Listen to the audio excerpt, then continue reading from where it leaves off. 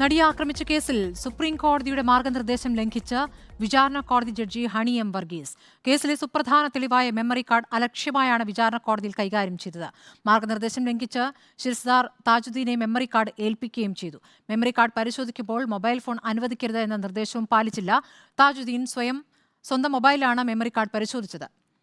Report big ബ്രേക്കിംഗിന്റെ വിവരങ്ങളുമായി റോഷിപാലുണ്ട്. റോഷിപാൽ, സർവത്ര നിയമലംഘനങ്ങൾ, നീതി നിഷേധം, ഇതൊക്കെയാണ് അതിജീവിതയെ സംബന്ധിച്ച് നടന്നിരിക്കുന്നത്. ഇപ്പോൾ ലഭിക്കുന്ന ഏറ്റവും പുതിയ വിവരങ്ങൾ എന്താണ്? സ്മൃതി, നടിയാക്രമിച്ച കേസിലെ ഏറ്റവും പ്രധാനപ്പെട്ട തെളിവായ പീഡന ദൃശ്യങ്ങളടങ്ങിയ മെമ്മറി കാർഡും പെൻഡ്രൈവും ഇത് രണ്ടും അതീവ സുരക്ഷിതമായി ഉപയോഗിക്കണമെന്ന നിർദ്ദേശം 2019 നവംബർ 29 സുപ്രീം കോടതി വിചാരണ കോടതിക്ക് നൽകിയത്. ഇത് സംബന്ധിച്ച് ഉത്തരവ് തന്നെ പുറത്തിറക്കിയിരുന്നു സുപ്രീം കോടതി. അതിൽ കൃത്യമായി പറയുന്നുണ്ട്, മൊബൈൽ ഫോണുകൾ അല്ലെങ്കിൽ ഡിജിറ്റൽ ഉപകരണങ്ങൾ, ഇലക്ട്രോണിക് ഉപകരണങ്ങൾ, ഈ ഉപകരണങ്ങളൊന്നും ഈ മെമ്മറി കാർഡ് പരിശോധിക്കുന്ന ഘട്ടങ്ങളിൽ ആ പരിസരത്തെ കൊണ്ടുവരാൻ പോലും പാടില്ല.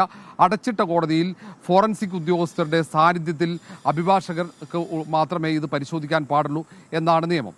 അത്തരമൊരു നിർദ്ദേശങ്ങളൊക്കെ കാറ്റിൽ പറത്തിയാണ് 2021 ജൂലൈ 19 വിചാരണ കോടതിയിൽ ചെസ്റ്റിൽ സൂക്ഷിച്ച മെമ്മറി കാർഡ് എടുത്ത് ജഡ്ജ് ഹണി എം വർഗീസ് അവിടെയുള്ള ശിരസ്തദാർ കൈമാറുന്നത്, താജുദ്ദീന് കൈമാറുന്നത്. താജുദ്ദീൻ അത് അന്ന് ഉച്ചയ്ക്ക് 12:19 മുതൽ 12:54 വരെയുള്ള ദീർഘനേരം തൻ്റെ സ്വന്തം മൊബൈൽ ഫോൺ, വിവോ മൊബൈൽ ഫോണിൽ ഉപയോഗിച്ചു എന്നതാണ് കണ്ടെത്തൽ.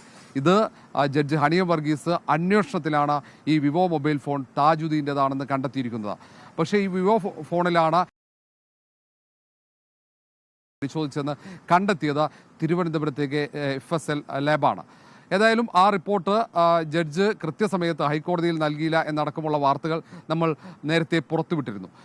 ഇതിനൊപ്പം തന്നെ നേരത്തെ ദിലീപിൻ്റെ അഭിഭാഷകരും ആവശ്യപ്പെട്ടതനുസരിച്ചാണ് ഇത്തരമൊരു ഉത്തരവ്. അന്ന് ഈ മെമ്മറി കാർഡിലെ ദൃശ്യങ്ങൾ തങ്ങൾക്ക് പരിശോധിക്കണമെന്ന് ആവശ്യപ്പെട്ട് സുപ്രീം കോടതിയെ സമീപിച്ചപ്പോഴാണ് സുപ്രീം കോടതി ഇത്തരമൊരു മാർഗനിർദ്ദേശം തന്നെ നടിയാക്രമിച്ച കേസിലെ മെമ്മറി കാർഡ് അടക്കമുള്ള പീഡന ദൃശ്യങ്ങൾ പരിശോധിക്കുന്നതുമായി ബന്ധപ്പെട്ട് പുറപ്പെടുവിച്ചത്. ഈ കാര്യങ്ങളൊക്കെ ജഡ്ജ് ഹണി എം വർഗീസിന് അറിയാം. കാരണം ദിലീപിനും അഭിഭാഷകർക്കും മെമ്മറി കാർഡിലെ ദൃശ്യങ്ങൾ പരിശോധിക്കാൻ ഈ മാർഗനിർദ്ദേശങ്ങളൊക്കെ കൃത്യമായി പാലിച്ചു തന്നെയാണ് അവസരം നൽകിയത്. പക്ഷേ 2021 നവംബർ ജൂലൈ 19 ഈ മെമ്മറി കാർഡ് ഈ ശിരസ്ദാർ താജുദ്ദീന് കൈമാറുമ്പോൾ ഈ മാർഗനിർദ്ദേശങ്ങളൊന്നും പാലിച്ചില്ല എന്നതാണ് യാഥാർത്ഥ്യം. അതുകൊണ്ട് തന്നെയാണ് ആ മെമ്മറി കാർഡ്, ആ പെൻഡ്രൈവ് അടക്കം അനധികൃതമായി, നിയമവിരുദ്ധമായി ഈ മൊബൈൽ ഫോണിലും മറ്റ് ഡിജിറ്റൽ ഡിവൈസുകളിലും പരിശോധിക്കാൻ ഇടയായത്. ഏതായാലും ഈ കാര്യത്തിൽ വളരെ വിശദമായ ഒരു അന്വേഷണം വേണമെന്ന ആവശ്യമാണ് അതിജീവിത ഉയർത്തുന്നത്. ഈ മൊബൈൽ ഫോൺ തന്നെ പിന്നീട് നഷ്ടമായി, തൃശ്ശൂരിൽ നിന്നും എറണാകുളത്തേക്കുള്ള യാത്രയിൽ നഷ്ടമായെന്ന മൊഴി ജഡ്ജിന് നൽകിയെന്ന് ജഡ്ജിൻ്റെ റിപ്പോർട്ടിൽ പറയുന്നുണ്ട്. ആ മൊഴി തന്നെ സംശയാസ്പദമാണെന്ന ആരോപണം അതിജീവിത ഇതിനോടകം ഉയർത്തിക്കഴിഞ്ഞു. ഏതായാലും ഇതിൽ പോലീസിൻ്റെ അന്വേഷണം ഹൈക്കോടതിയുടെ മേൽനോട്ടത്തിൽ നടത്തണമെന്ന ആവശ്യമുയർത്തിയുള്ള ഹർജിയിൽ മെയ് 30 വാദം കേൾക്കുന്നു. അതിനിടയിലാണ് ഏറ്റവും പ്രധാനപ്പെട്ട ഈ വിവരം വരുന്നത്. വിചാരണ കോടതി ജഡ്ജ് ഹണി എം വർഗീസ് തന്നെ ഈ ചട്ടങ്ങൾ, സുപ്രീം കോടതിയുടെ മാർഗനിർദ്ദേശങ്ങളൊക്കെ കാറ്റിൽ പറത്തി മെമ്മറി കാർഡ് നിയമവിരുദ്ധമായി പരിശോധിക്കാൻ താജുദ്ദീന് അവസരം നൽകിയതാണ് ഏറ്റവും പ്രധാനപ്പെട്ട വിവരം.